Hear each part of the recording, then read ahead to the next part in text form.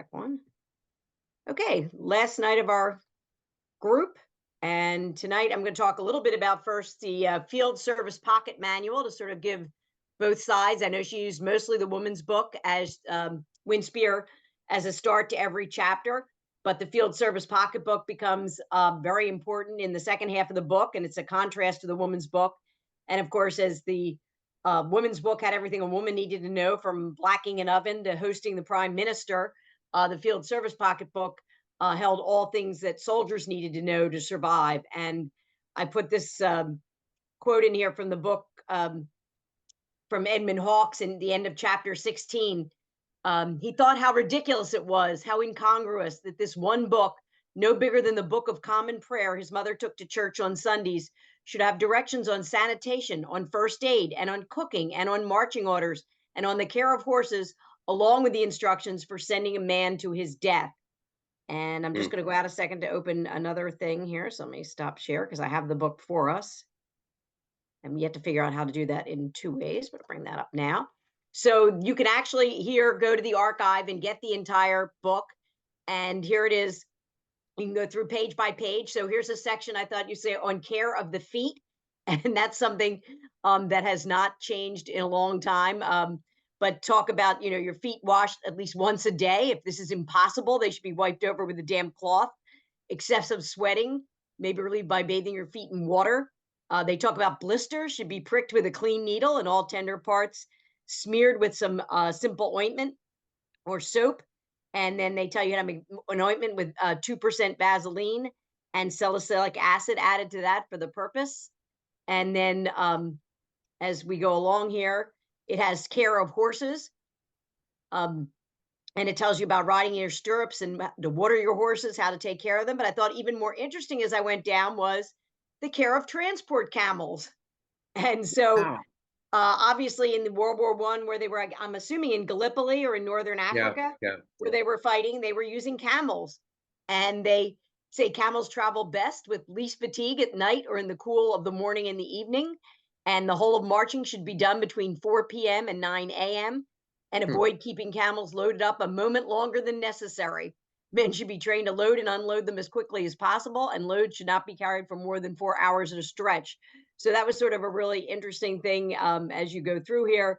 The care of transport cattle that they were taking with them, what to do about that. Ticks should be moved daily after grazing. As they down here in a heart-infested country, they could be picking up ticks, so they want to work on that while they're doing things. And then there's all kinds of charts and things about time and space. But wait a minute, I move this thing over here now. I can't get to my share. Wait a minute. Whoop. Okay, stop share for a second. So anyway, there's a lot. You can go to the book and go to a lot, but it's really fascinating learning about all the different things that are in there. And as Edmund said, everything from how to take care of blisters to putting a man to death, which was certainly crazy. The other thing I would talk just a little bit about, is my thing not advancing? There we go, is the mail delivery in World War I. So this entire book is a lot to do with letters going back and forth. I thought if you haven't read, there's a segment in the back of the book that talks about some of these things. But, oops, sorry. All overseas mail went to London's Regent Park, and buildings were erected in London's Regent Park as soon as war was declared. Mail was forwarded to Le Havre, and they built a depot there that covered over 5 acres. By 1918, 12 million items of mail were processed weekly during the war. 100,000 women worked for the Royal Mail, helping deliver mail, which is a lot of women considering all the other jobs they were doing. 2 billion letters and 114 million packages during the duration of the war. And that's like Kezia sending her cakes out and about to Thea and to Tom and to her father. And all the letters went back and forth. In rural towns in England, mail was delivered 12 times a day prior to the war. You could send somebody a note in the morning and they would have it by that afternoon. Doc and I were just talking about the fact that I could send a birthday card today and I couldn't be sure they'd get it next week in time for their birthday. But during the war, post from the front was delivered in 2 days. So when Tom and Kezia are exchanging letters, in 2 days, they're getting mail from the front. And mail was also sent to ships at sea and to prisoner of war camps. Now we are going to do the poem we skipped last week, and that's May Wedderburn Cannan. This is the poet, and just a quick little bit about her. She was one of 3 daughters of Charles Cannan, who was the dean of Trinity College in Oxford. She grew up reading and writing poetry. She joined the, joined the volunteer aid detachment at 18 and achieved the rank of quartermaster. She fed troops in Rouen at the railhead canteen. Then she joined the War Office in Paris and was working as part of MI5. She also helped, and her sisters helped run the Oxford Press during the war. She wrote 3 volumes of poetry before and after the war. In a really sad thing, her childhood sweetheart was Bevel Quiller Couch, who she was engaged to marry, who survived World War I, only to come back and get the Spanish flu in 1919 and die of the flu. So he made it all the way through the war, but not the flu.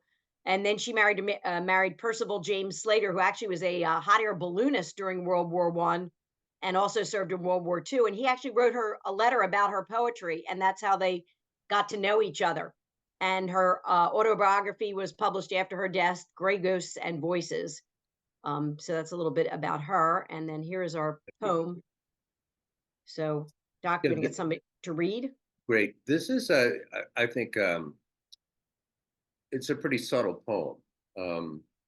And there's a great story behind it, well, which I'll tell you afterwards. But who'd like to read it?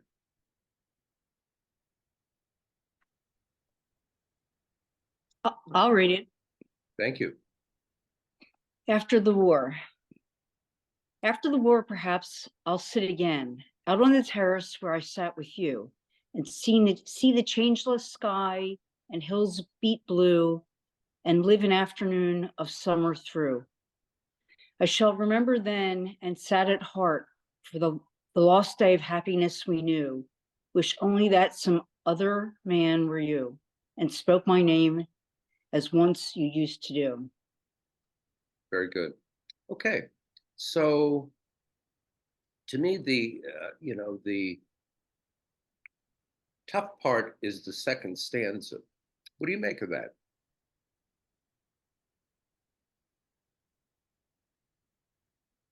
To me, I think it's so beautifully put. I suspect that she may have been surrounded by people, but the loneliest person on the planet, because she had other people in her life, but she didn't have the one person that she so desired. So you're thinking that the person whom she's speaking about in the first stanza, because in the first line, what do you think the key word is? Perhaps. Yeah, why? Because she doesn't know whether or not he's going to come back. All right. Okay. So after the war, perhaps I'll sit again. So my question is, the second stanza is she's giving it up. She's saying that he won't come back, and that's the end of it. She's already sitting with another man. Is that true? I thought that too, that she was sitting with another man. Wish only that some other man were you. Yeah. And spoke my name as once you used to do. Yeah, that's very good. And the interesting thing about it, I mean, it's, it's, I think it's a beautiful poem, and it just expresses the sense of loss, but also the first stanza, the sense of hope, right? The changeless sky and the hills beat blue. So, because I'm dorky and I dig around for these kinds of things, I found the Gray Ghosts and Voices book, and here's the background of the poem. In her own copy of the volume with this poem in it, she wrote for R.H. So here's a little background that she wrote in the memoir. There was a house party, and among them was R, who was home on leave. He was a Scot from my part of the world, with the blue eyes of the Southern Scot and their quiet ways. I was 17. He was 30. I knew practically nothing of life, and he had seen life and death beyond the Khyber in the wild country of the Northwest frontier. We did all the things that one did in those days at house parties, carried flowers in baskets up from the garden, took the dogs for walks, went to a garden party in aid of something, played silly games and danced to the pianola in the evenings. We also talked a lot, sitting out on the terrace, looking across to the blue hills, and note the hills that beat blue in the poem, till it was time to go and dress for dinner. And then she goes on, he was leaving before me, and on the evening before he went, we walked together up to the loch. There was a brown and white feather lying on the green turf at the edge of the water, and he picked it up and began to say something. Then suddenly he stopped and said, as if to himself, "It isn't fair. She's too young." And then he said, "I shall be back in 3 years. And see you then at your people's house in Oxford." And then he gave me the feather and said, "Would I write to him?" I was 17. I think I knew that I could love him very dearly, but not yet, not yet. I looked at him, stroking my soft feather, half believing, half doubting what I had heard him say. And I said that he must come and see me, and we will write. In April came the Dardanelles and Mesopotamia. Both were tragic. R.H., who had given me a brown and white feather in the loch in Kirkcudbrightshire and said he would come back in 3 years, wrote that he had arrived at this war and told me how the Sikhs fished gravely over the propeller of the boat as they chugged up the Tigris. I wrote to him and had another letter that said Mespat was nearer home than the WFPCPSs, which I don't know what that means. And then I saw his name in the casualty list. It was breakfast time, and I had finished early and snatched times. One always looked at the lists first. I folded it carefully and collected my things and went to work. I had never told anyone, not even my sisters, what had been at the loch, that lochside. Though the family knew, of course, that we were friends and wrote to each other, and I could not tell anyone now. The wind has blown over those green hills, and the light in the west died, and I have loved more and lost more since. But across time and the years, I have never forgotten. One does not forget first love. Such a great little story. And, you know, that puts the poem in such relief. So, now the ball is in your part, and I hope we'll get to a few more poems. So what do you make of the ending? What about the second half of the novel? Was it something you expected? No, I cried. What? Like, no, I cried. I cried too. It was crazy. I was a mess. No, I was a mess. What I didn't expect that really was shocking was the Knowles' attempt shot at Tom. I was like, are you kidding me? Wait, I got a question about that, because Ginny, didn't you say that Sassoon, the writer, was shot at? Didn't what he wrote? Yep. He was also one of his own people tried to kill him too. Right. I thought that was interesting that was in the book. I forgot about that. Yeah. Yep. That's very good. It's very good. First of all, I can't tell you how much I hate Knowles. Like, it was all I could do to read the section. I hated him so much. It made me so angry every time he was involved. I was so angry with his pride and gravy. You're angry at Knowles for being a jerk. You're angry at Hawks not having a spine. You're angry at Tom for being there. You're like, I was angry the entire second half.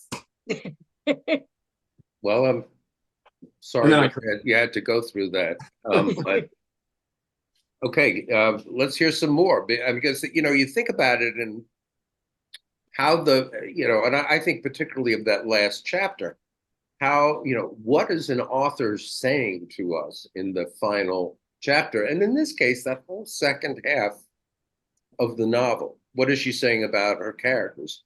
What is she saying about war? One last thing, and then everybody can go. I just wanted to say one thing.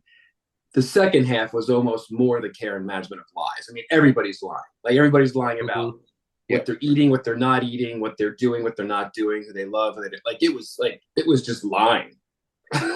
Everything. And that repetition all the time of, okay, we're going to be back in a few months. Yeah, we're not going to be here forever. And you get it. I mean, they're lying to themselves to survive. Mentally almost. Right, it's sort of a mirror of the Ukraine war. Oh, it's going to be over in a month, and then it's sort of the same thing. Okay, let's hear from the rest of you. How did you respond to the novel's second half, and particularly the ending? Well, as soon as Thea started going to a casualty way station or whatever it's called, heading towards the fighting, just realizing what Maisie Dobbs, what happened to her in one of the same units, to me, it was kind of obvious that she was going to get waxed. Now, with respect to Tom, I kind of hoped it wouldn't do. But considering probably 95%, well, no, I guess it was only 60% of the people that went over the top, only 20% came back. So, it was kind of obvious it was going to happen. Now, I didn't like it. I wish it didn't happen. Would have been a nicer ending, but not realistic for that particular war. Okay, so you thought the real, because I remember when I first read the book, I said, "Oh my God, she had to kill off the brother and the sister on the same day." She had to get the news. Almost the same time. Yeah. Yes. But their deaths were all very quick and not described in great detail. Earlier in the book, there are people who were disemboweled and bloody heads and all kinds of things. These were kind of clean deaths. There was an explosion and they're gone. Well, Thea obviously didn't feel anything because she was blown apart, by a large shell, very much like Maisie. Well, with Tom, not killed. He made it. Oh, I'm sorry, I didn't mean to interrupt. No, go ahead. With Tom, you think he made it past it, right? Like, there's the court-martial and everything that he survives, and he comes out triumphant. He comes back only to die as an afterthought. Like, that's what got that. I think that was the gut punch for me, that you have all this character development and character driven stuff going on, and then at the end, he dies in a letter. Like that. And I was actually a little bit disappointed. I thought it was going to be much more surprisingly intertwined. Like, the father was going to be reading the rights to, the last rites to a bunch of people, and then happen upon Tom, and Tom had gotten there because Thea had brought him there, and it didn't come together quite like I thought. She really could have tied it all together with like kind of a twist that they all congregated at the same place without knowing it. But that like ascribes an intentionality and logic to war that I don't think exists. Like I think the author's point to make them die as afterthoughts was very in keeping with the war, of just the fodder to the machines. Like, tell the people's stories, but just like everybody else in the war who has their own stories and their own narratives, at the end of the day, they're a name on a casualty list. Even the main characters of the book are just a name on a casualty list. Like that was the gut punch to me. Yeah. It would have been too convoluted to go through all that stuff that Derek, it's just, this was quick, clean, and shocking. I mean, it just was done. Boom, they're all gone. And gee, by the way, what's her name? Has the invitation to go teach again, which kind of settles her. Yeah, that was you know, that's an interesting. Why do you think Winspear does? You said that it settles her. Yeah. Why else would Winspear bring that job in? Right, probably right before her husband, you know, she finds her husband and his sister have died. They could probably do a sequel to this. I don't know if there is. You two would know, right? I mean, you could almost write a sequel. Yeah. You could write a sequel of like, right, she's offered the job. She hears about this. She's feeding a German dinner as a proxy for Tom, and then she could just sell the farm and go teach and just sort of cleanse her brain, right? Or do both. Or do, well, I don't know. She would probably do both. She would try. Mm-hmm. And probably would succeed. Probably. So that very, very last scene, and I actually didn't think the book was going to end with the last words of the book, which was she's there, you know, with the German prisoner, and the last words are "Eat, Frederick," said Kezia Brissenden, not just Kezia. Please, I want you to eat. I felt that was like her connection to Tom. And so, you know, if she could make a meal for somebody to, you know, get pushed through her grief, you know, she just wanted him to eat. And because food seemed like the one thing she had a connection with her husband with. It's a little bit of hope too. That earlier on he was recognized as being a person and not the enemy as such. That he had characteristics about him, and now the continuation of that she'll be humane to him, and there may be hope for the future for the world. I mean, when you think about it, that's really good. The inclusion of Frederick, the German prisoner. You know, every author is making choices, right? Why does Winspear choose to create a sympathetic German prisoner who, you know, I mean, is looked at with suspicion, obviously, at first, but then is, you know, a very, very agreeable sort, an appreciative sort. Why does she do that? She's wrapping it up. She's wrapping it up because the war will end eventually. Peace will come. And they're all going to have to get along together at some point. And she is projecting out. Or Winspear is projecting out. That's very good. Yeah. And it's also, you know, an example of how hindsight is 20/20. Exactly. Right. You know, she, but in terms of I mean, it's very interesting to me that you hate Knowles with every fiber of your being. You just hate the guy, right? You're just so happy when he gets shot. I mean, I just said, yeah, you go there. You go there. You did the right thing. That's me. But anyway, you have him contrasted to this German prisoner who is just a guy, right? He's just a guy who helps out at the farm. And it's, you know, I think Winspear is very much interested in showing, you know, the good and the bad in war, right? I mean, it's war in and of itself is evil in a way, and therefore it's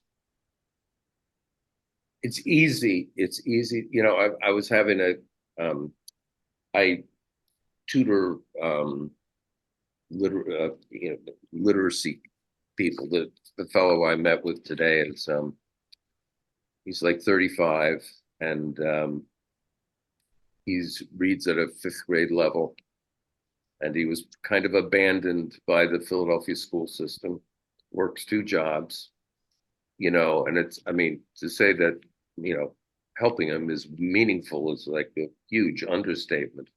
But he was asking me about this class, and he said, so are you, you know, I was telling about the book and I was telling about the conflicts, you know, with the, and he said, so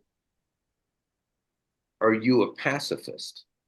And I thought that was a really revealing kind of question, because really what he wanted to understand is how one can he wanted to know how he could somehow understand war. And I think you know, that Winspear tries to help us to understand war, you know, and therefore she has this, you know, really, I think, you know, beautifully different set of characters.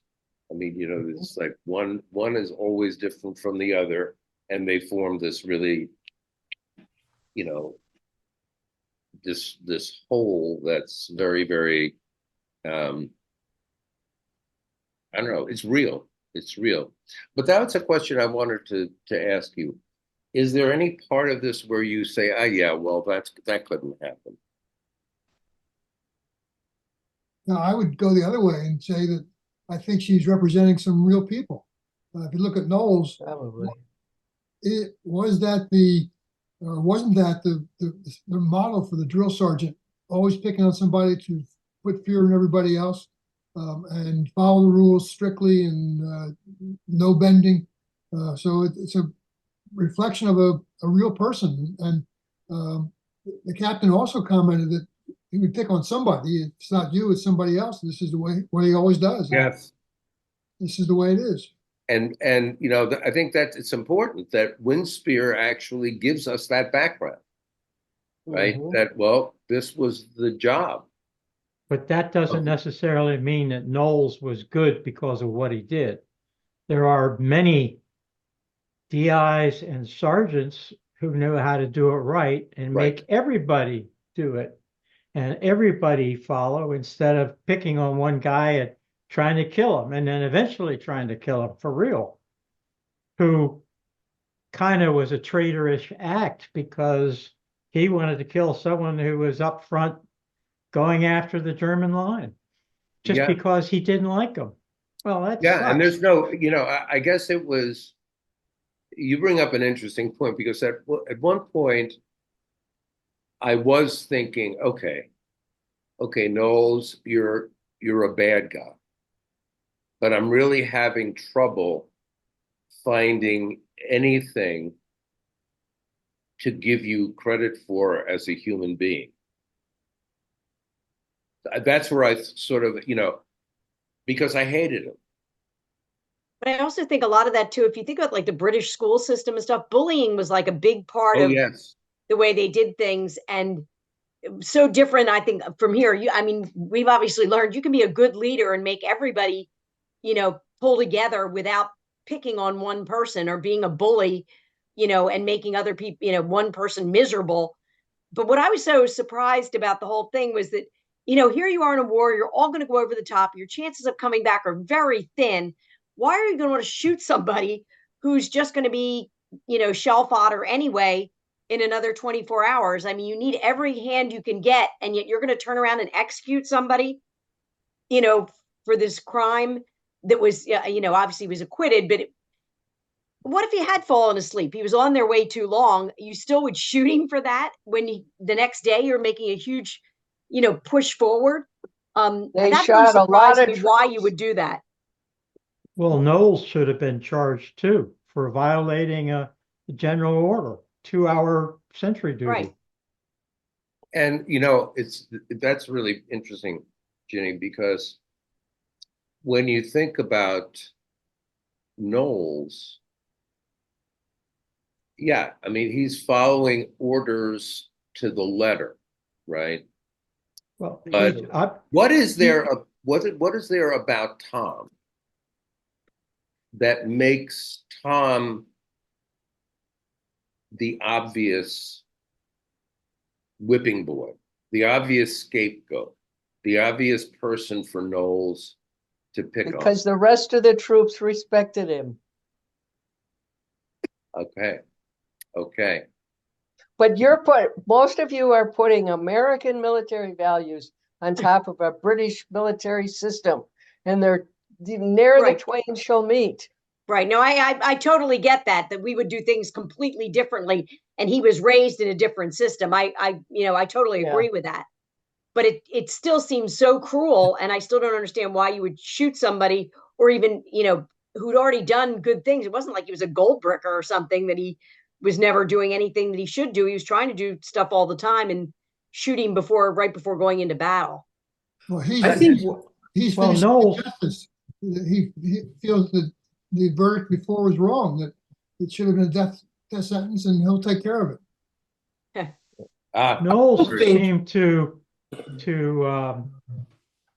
he might have been a 30-year sergeant in the regular British Army, but he seemed to be more interested in inspections and clean rifles, and making sure the appropriate cards were in documents, including in the pay voucher, or in the pockets, instead of training, at least this is Winspear, training the people on how to be good soldiers and how to keep their head down and all the other things. And I mean, you take a gun that's spit shined, which he kept trying to do, and a glint and sniper will take you out. And he doesn't seem to know that. And for a 30-year-old sergeant, he's an idiot. I think this loops back to what you said, Doc, of the pacifism, and like listening to all this. And I thought about this, where she has the ability to look at World War I, World War II, Korean War, Vietnam War, all the wars, and she seeds most of the second part of the book. She seeds it with Knowles. She's seeding with those two guys talking about like who's making money off of war. Someone has to make money. Like she's seeding it with all these aspects of pacifism, or the whole war is a racket thing too. It's very interesting. Mm-hmm. You know what I mean?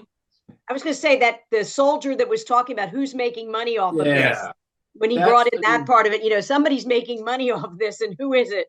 I mean, he was always complaining, but he was making a point there as well. You're right, that I think you pick up as you go through a lot of wars, somebody's always making money off of war. She's seeding the book with started with Tia back in the beginning, joining the pacifists in a way, and then getting out of it and going to war. But, you know, she didn't, like you said, Doc, 10 minutes ago, she's writing a book, she's making decisions. She's seeding the whole book with pacifism and the Smedley Butler war is a racket thing. Like, I don't know if any of us were in the military. Were any of us on the call here right now? Charles, you. Yes. Okay. I mean, so Nikki and like I was not. So I mean, Karen. Right. So your insight's important, where those of us who may not have been in the military, I mean, my dad was. I mean, you have a whole different aspect where you two have another perspective where she's seeing it with pacifism in my eyes, or just showing how war is horrible and crazy things. I think she tries to show all sides of it. And it's interesting you're saying about the seating, because I think one of the things about the German soldier at the end, if you remember in the beginning when they were, you know, throwing bricks through the baker, who was German but had been there all his life, had a German sounding name, and the one guy was Dutch. And, you know, and Thea was saying, you know, how can people be so stupid? You know, these aren't the people we're mad at. And people were getting beat up on the street and everything. And then at the end, when people worked with this German and realized, he's just like we are. He didn't want to fight in the war. This isn't his thing. He doesn't hate us any more than we should hate him. She sort of brings that full circle of how the people immediately, identified an enemy and wanted to hate them. And then, maybe they wasn't such a bad thing. That German was he was crying over his brother, just like she was crying over Tom and Thea. Right, and that loops into like my perspective, like being in Russia back in the day, meeting all these students and other like people who were just wanted to do, work, have coffee, do stuff. And, my best friend's ex-wife, she's Persian, and her mom grew up under Ahmadinejad. And she's like, have this crazy crew up here, but everybody else just wants to chill. It's just interesting where you have leaders in countries up to no good, where the whole populace is like, we don't want war. So anyway, it's just interesting, all these countries where you have leaders that are just off the hook. I don't know why this particular moment just came to me, but I remember when we were in a Russian high school,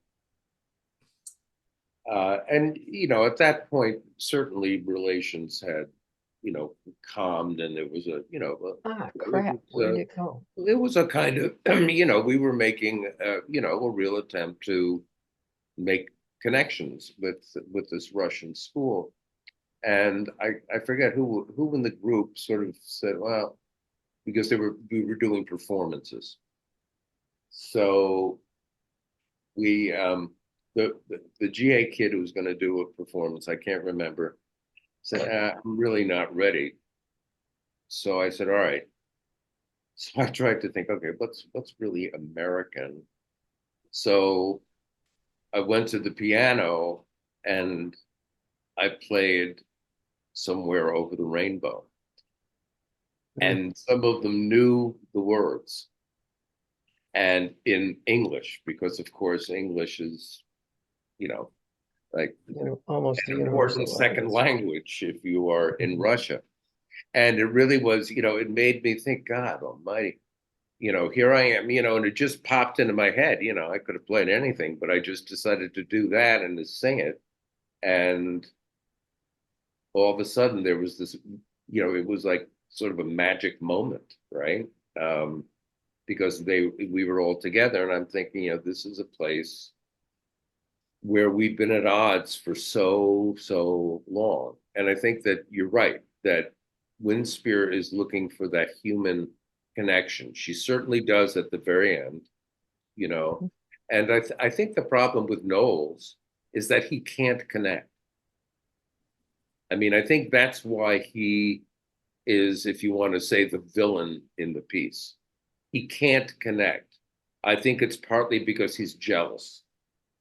He's been in the service for a long time, but he looks around him and he sees that his superior, is an Oxford guy who has, because of his education,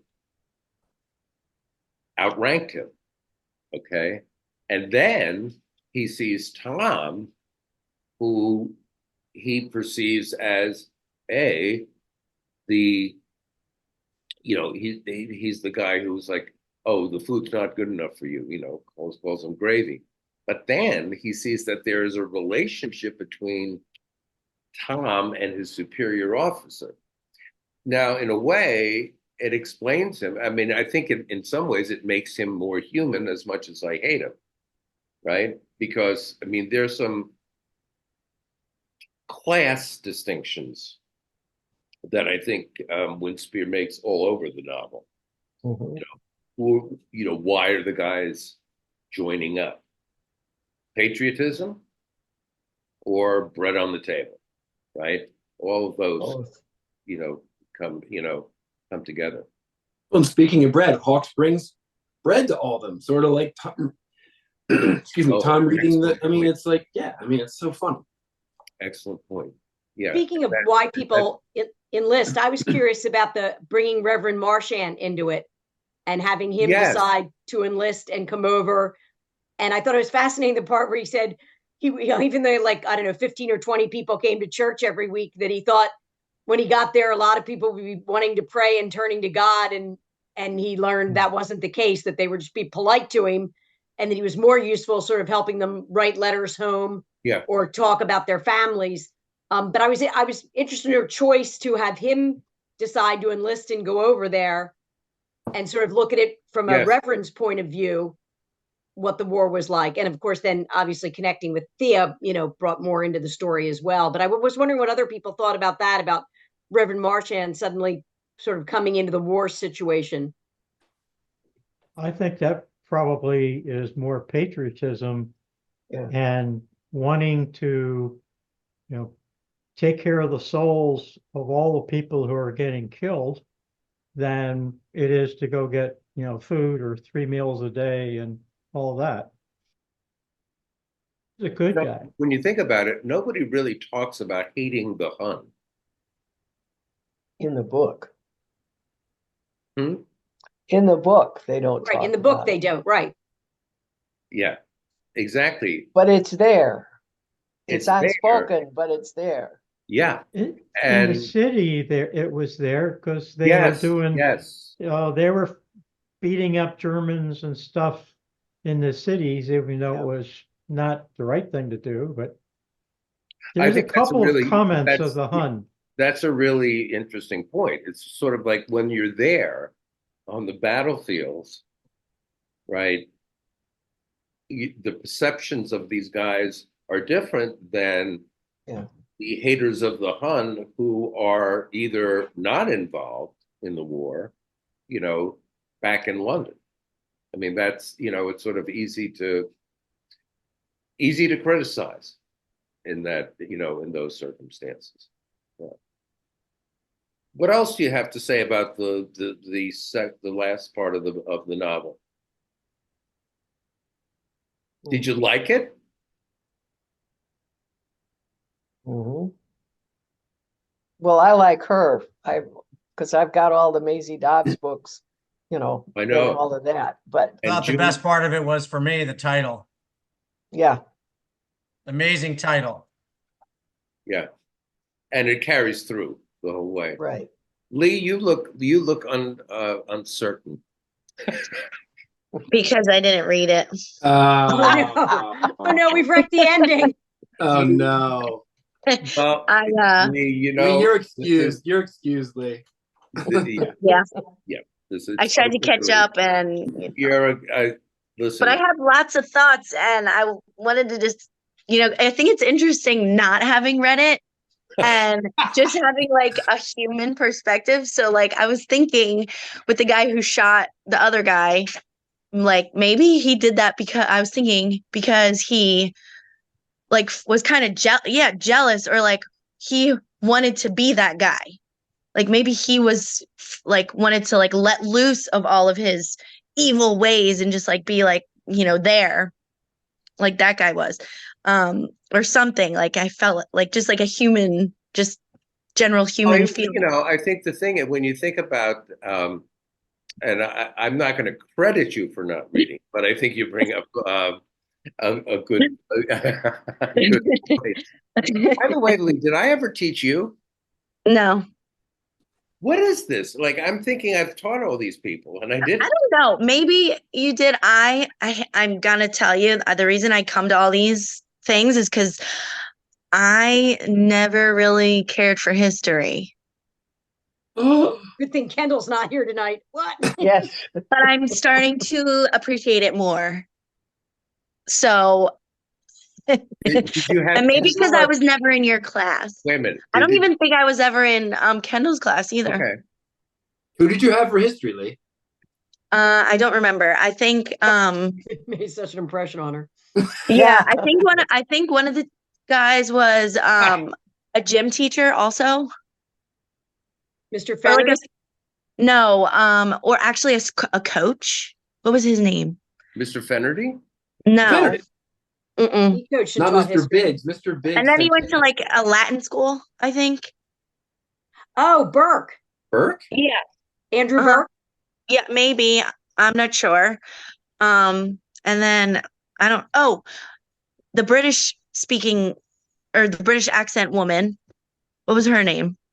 I did not care for history. Okay. I did not. Well, I think, you know, It's okay. We can let that part you go. need somebody like Kendall. Yeah. Really. Like, I love them. I hated history. I love in high these school. classics. I hated history in high school. I love history now. Right. Like all the I read dates and more. the names and locations. I'm like, what? I don't know. Just tell me the story. But it's, you know, some people can make history live as teachers and some people can't. Yeah. Okay. Hey, So let's quick. Did, did anyone have Peter Biggs? Yo, for yeah. history? Ethan did. Nicola did. He was there.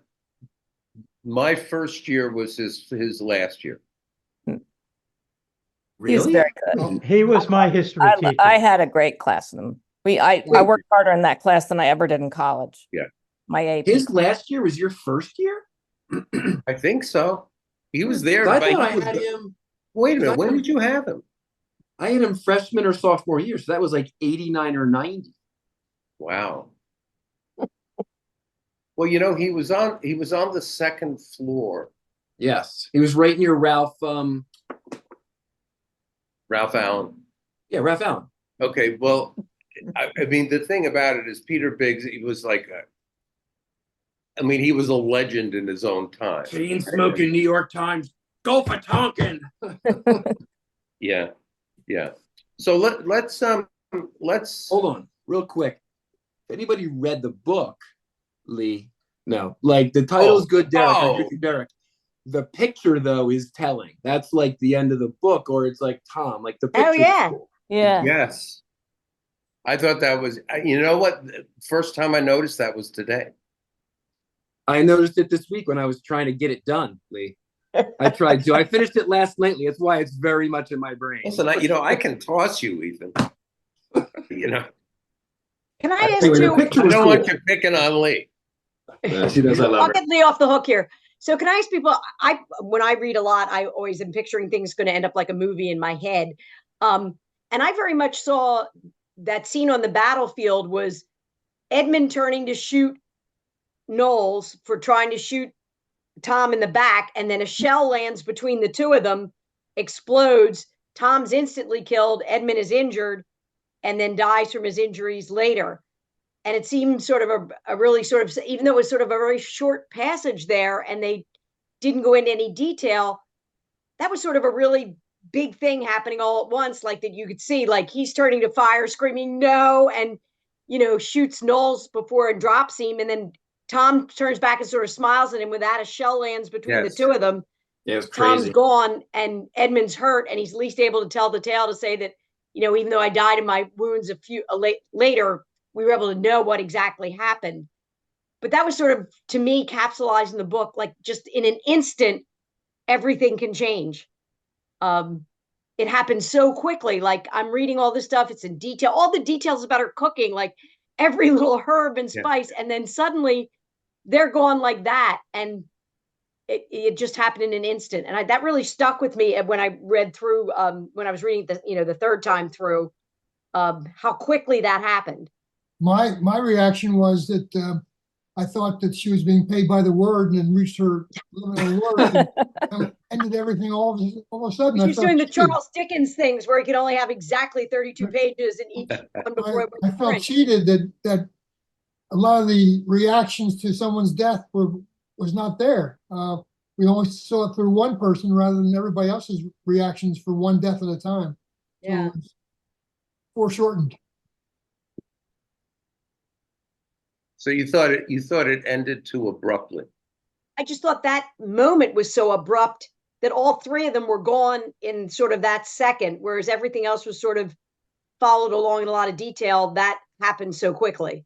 But I ended up accepting it because it was war and things can happen. Right. Well, yeah. And wipes you out. I totally accept that could happen. It just, you know, I don't know. I thought it, you know, the same way, of course, Thea, you know, was like she's driving away and then boom, there's an explosion and she's gone.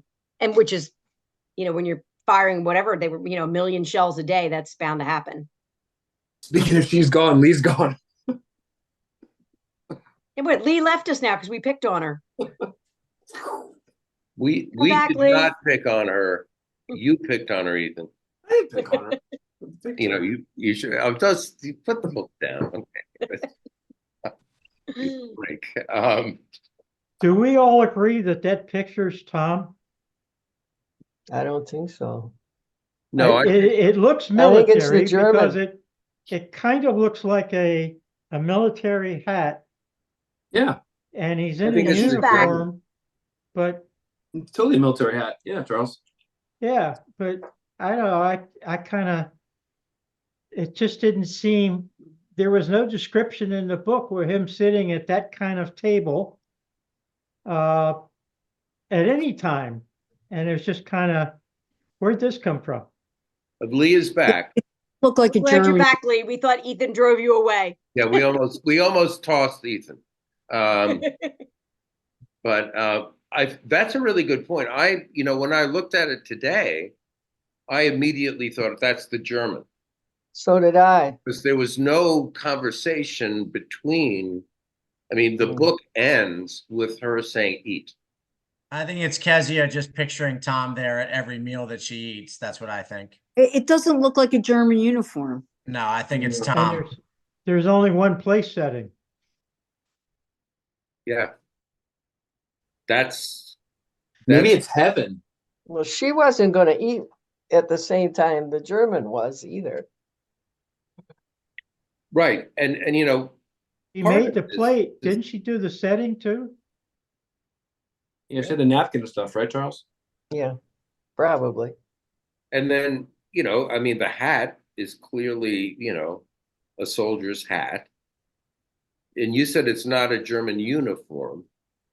I But- think it does Can't look, I'm tell. just studying it now. I think it does look like a German uniform.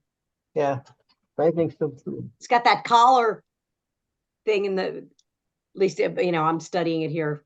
Gotta call Kendall. Hurry up. Well, well, here's the thing, though. That's a pretty significant illustration, isn't it? Yeah. Mhm. I mean, that's telling you a lot about the book, right? Because, okay, first of all, there's all of that emphasis on food as something that brings us together, okay? That sort of, creates a kind of family, that creates togetherness. Mhm. So there's that. So that would make sense that we would see somebody at a table. But the question is, who at the table, right? I mean, an illustration could have been made, could it not, of, Kezia making breakfast for the guys, before they Yeah. went out into the field. That would certainly make a comment about the togetherness that that food brings to everybody, that dining brings to everybody.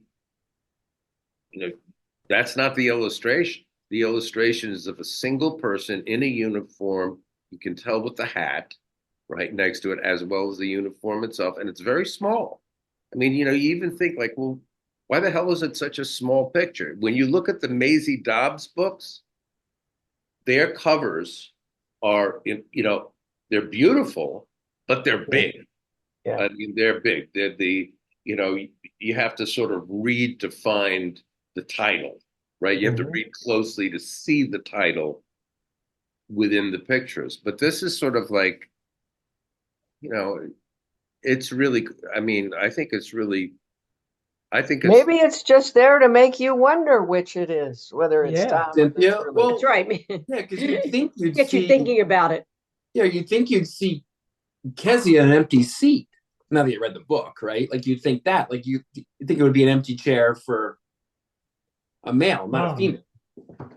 Be Tom Hey, and to Kezia. Ethan's point early on in the call, if you look at goodreads.com, Jacqueline Winspear herself 9 years ago wrote back to a question and said, "Is the care and management of lies the beginning of a new series?" She said no, but it will have a sequel. That was 9 years ago from the author. No way. Correct. Facts. Well, all I know is that She hasn't done it yet. She hasn't She's done about it to finish yet. Maisie Dobbs, And so the she last could. the last Maisie Dobbs, for those of you who enjoyed that, is coming out on June 6th. Right. How many are there? And it will be 18. delivered at my house. She's Right. 69 years old, so she's got some time. Yeah. But I am going into sort of pre-mourning mode with Maisie. Just start at the beginning all over again. Right. 18 books. Wow. Yes. Yeah, that'll be the 18th in the series. Right. I don't know if I could read 18 of them. I mean, she's going to keep writing, and maybe the next one will be the continuation of the care and management. That's its own grief, though. Like a book series that you adore ending with no more. Like that's I don't know, an emotional journey. It happens. Oh, I know. No, I'll probably take to drink after I read it. Those wine bottles are going to change up behind you. I understand. Maisie Dobbs is I finished. know. I'm so happy that you've noticed the wine bottles. It gives me a great deal of pleasure. Let's take about 15 minutes left, just to give you a time check Let's in take a case you look want to at get to poetry or we have more questions. Poems. And I chose these partly because of their power. Two of them are very, very short. I was going to say, I'll bring them up here. I've got. Okay. Yeah. Yeah. Okay. It's by Carl Sandburg. It's obviously an American poet who wrote this in 1918. So presumably this was near the end of the war. And I wanted to include, at least one American writer. Who would like to read this? I like this one, so I'll read it. Oh, well, that's so good of you. Go ahead. It's grass. Pile the bodies high at Austerlitz and Waterloo. Shovel them under and let me work. I am the grass, I cover all. And pile them high at Gettysburg, and pile them high at Ypres and Verdun. Shovel them under and let me work. 2 years, 10 years, and passengers ask the conductor, what place is this? Where are we now?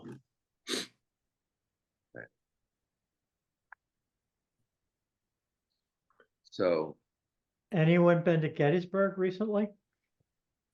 I have. Not recently, but yeah. Yeah, I was there probably in the late 50s, early 60s, but you wouldn't know that a battle occurred there except for monuments. Yep, it's crazy.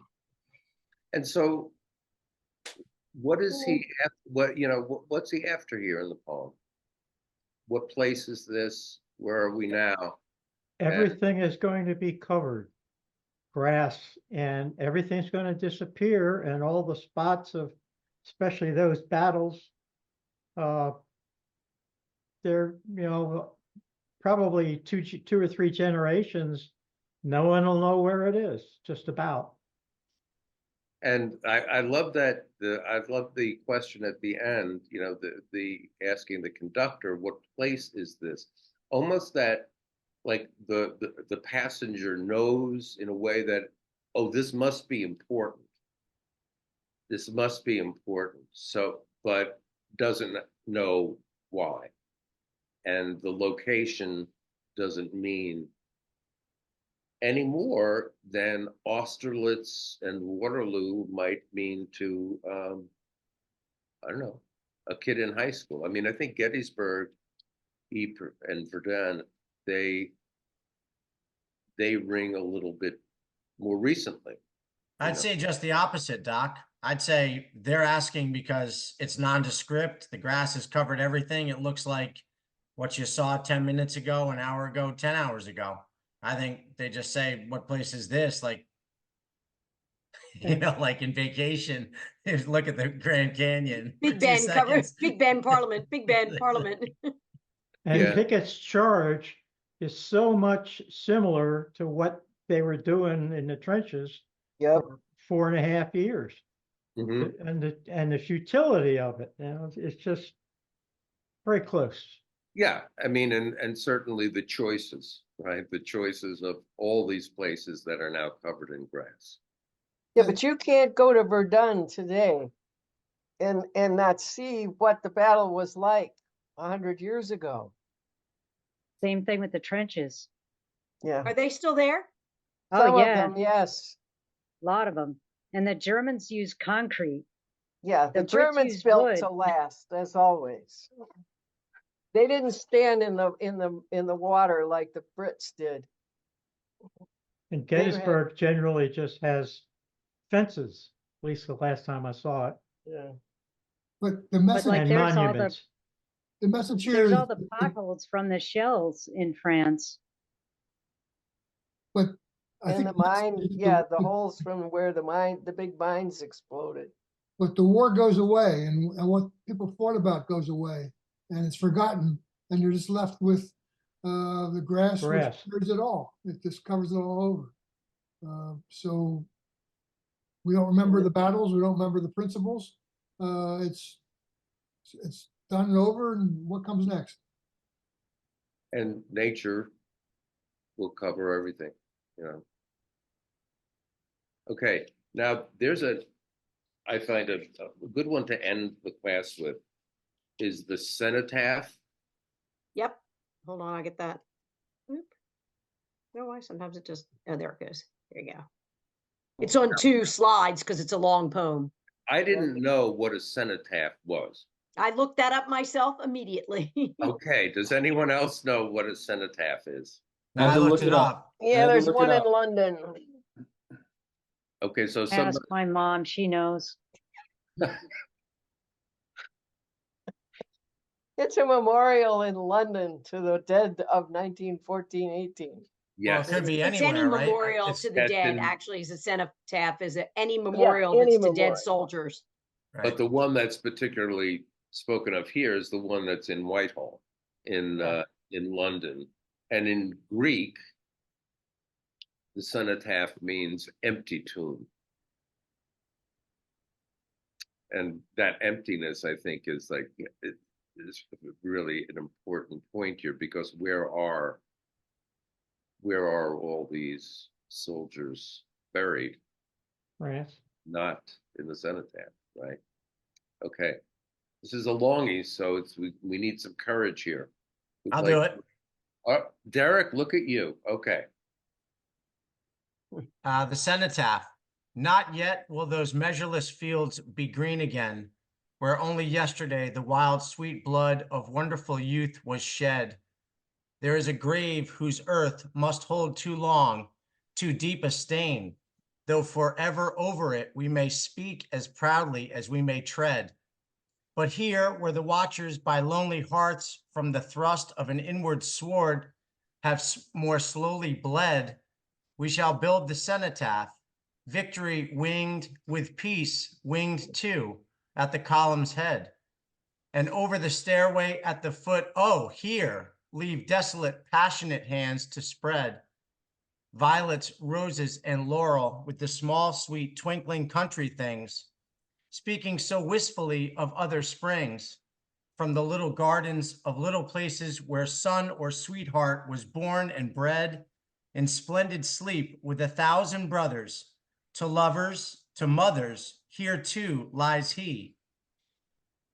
Under the purple, the green, the red, it is all young life. It must break some women's hearts to see such a brave, gay coverlet to such a bed.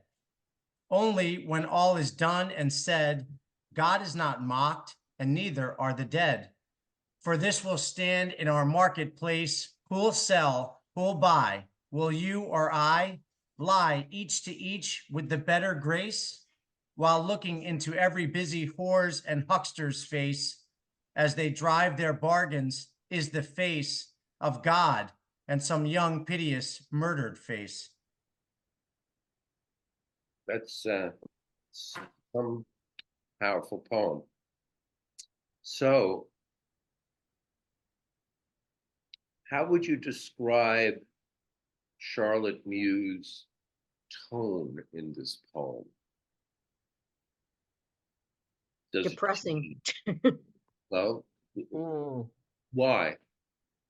The end is so sad. It's, There's the dead that you're trying to remember while people are trading for almost anything under the sun, driving their bargains and talking about the face of God, and then some young piteous murdered face.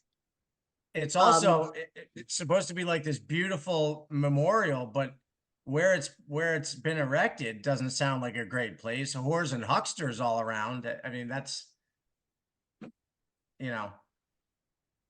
Well, when she's talking about the whores and hucksters, I think, you know, you could probably, you know, locate it anywhere in London. I don't know Whitehall very well, and I certainly haven't been to the actual cenotaph that is there. Have any of you?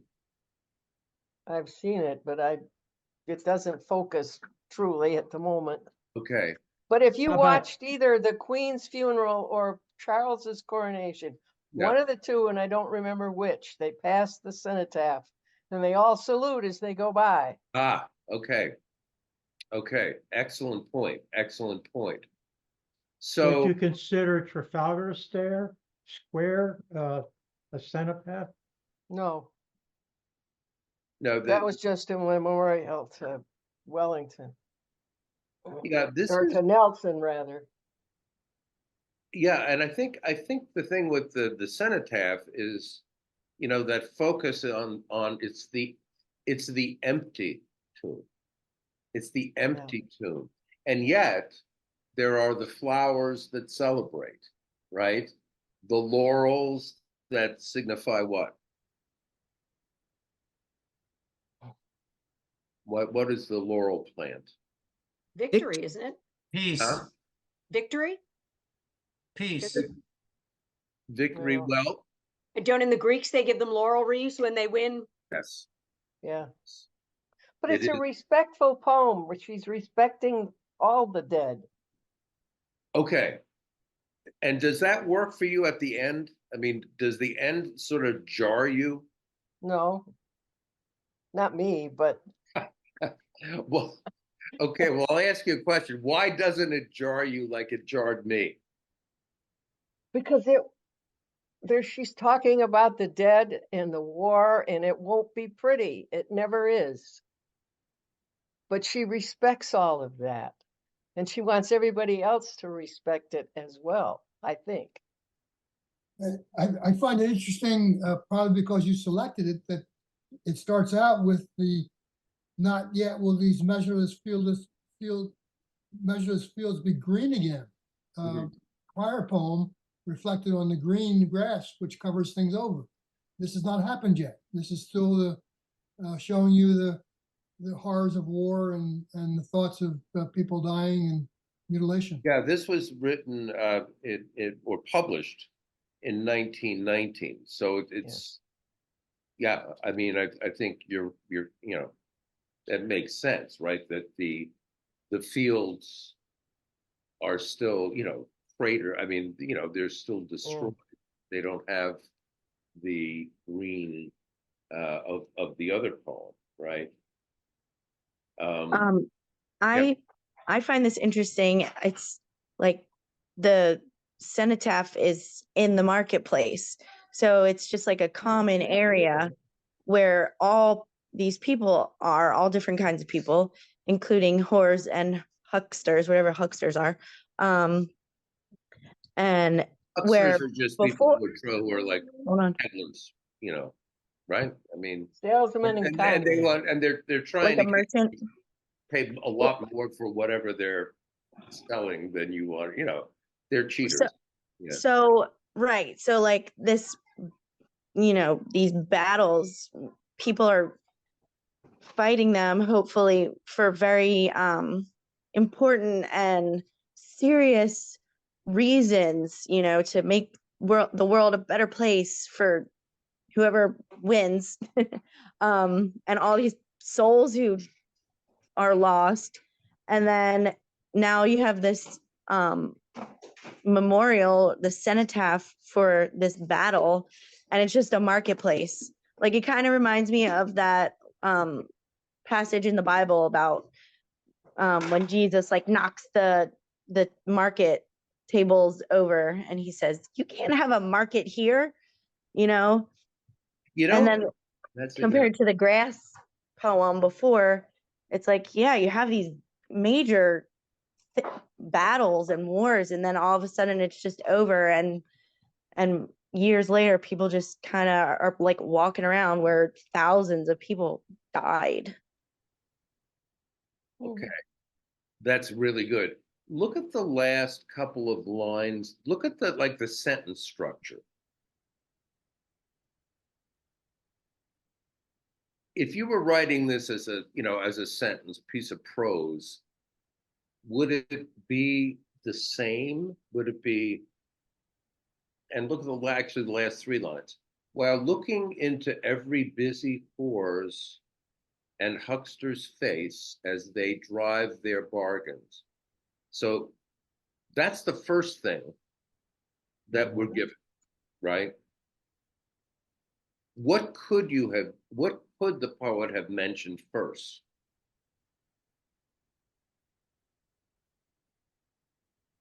Because when you start that, this third to last line, what don't you know?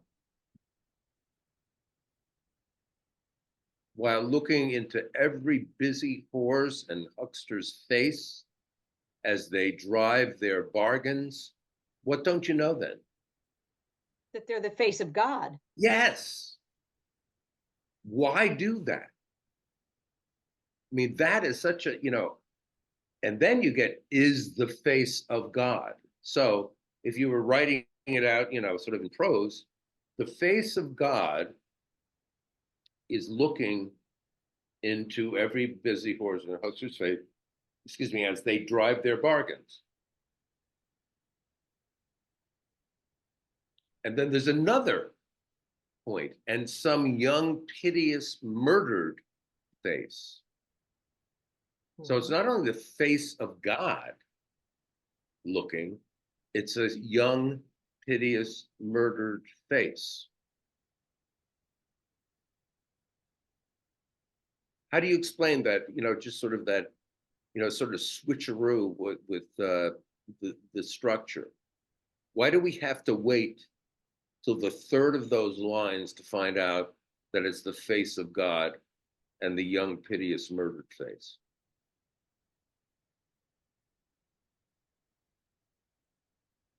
And remember, I never really have answers. I think the idea that you see the face of God in everything, whether it's good or bad. And so you're seeing the face of God in the whores and in the hucksters, but also in the young, piteous, murdered face. And that it means that, God is everywhere in everybody. It seems, and it's a place where God is not mocked, Right. and neither are the dead. I think that there is some and some irony there, okay, because so much attention has been given, rightly so, to the war dead and to the glorification of their sacrifice. And I guess, to my mind, I guess it's kind of like God ought to do a little bit better job of who he's looking at and observing, because it's almost like, yeah, the hucksters and the whores, they're there too, and God may love them. But to me, there's more of an irony there. And one wonders how long the cenotaph will have the meaning that it was intended to have. I guess Well, it still does now. It does. Yeah. Yeah. But you got to remember that the Brits don't bring their dead home. They inter them where they died or as close to the spot they died. So the cenotaph was for all Brits or, the empire. This was one spot to memorialize all of the dead because their bodies would not be back in Britain. Right. Right. That's a really good point. So that means the people who are here are the hucksters and the whores. And everybody else or anybody. Yeah. Yeah. Yeah. I mean, it seems pretty deliberate, you go from the highest praise to the lowest elements, say, of society, right? But Mhm. they've all been part of the war. Okay, I think we're going to say goodbye. Thank And you all Thank you, very much Peter. for participating with us. yes, and it's been a pleasure to see you. What's next? What is next is And what's next? Oh, yeah. Demon Copperhead by Barbara Kingsolver. I read that. That's a good one. You're already ahead. Please ahead. And you liked it. That's a good one. Okay. Yeah. And That'll be in the fall. yeah, we're gonna This take a break, and this will probably begin in September. Okay. And I would also recommend, if you have time, to read David Copperfield if you have not read it recently, because to read David Copperfield and Demon Copperhead together will just bring so much more to the book. it's So that's kind a of 1,000 If you page have summary. time. it's like a blow your mind experience. It is. That's- For somebody who's read like 1,000 David pages. Copperfield like 3 times, when I read Demon Copperhead, it was like just a wild experience. By the way, I gave Ginny that book like 3 days ago and she's already Yep. read it. So just I'm all over it. And I think the other thing about it is that it takes place in Appalachia, which is a place I know so little about, right? So I think it's interesting from not only, but here's the thing, I don't want to put too much on you. You don't have to read David Copperfield. I just suggested as a summer thing beforehand, just throwing it out there. Just- Nobody's required. We will not check your Yes. homework. Ginny, and some of you know Becca Burnett. I had lunch with her the other day, and she's all over this like white on rice. And she just had reread David Copperfield. So she's going to be sort of, I think she'll be coming to our sessions from time to time, but she's also offered herself as a research assistant. Oh, good. That good? It's cool. So Awesome. you Well, guys, thank you all very much. and you take You care of guys. yourselves. Have a good summer. See you in the fall. Take Thank care. you, guys. take care. everybody. Thank you, Ginny and Doc, both. Yes, guys. Thanks. Good night. Bye-bye. Bye. Night.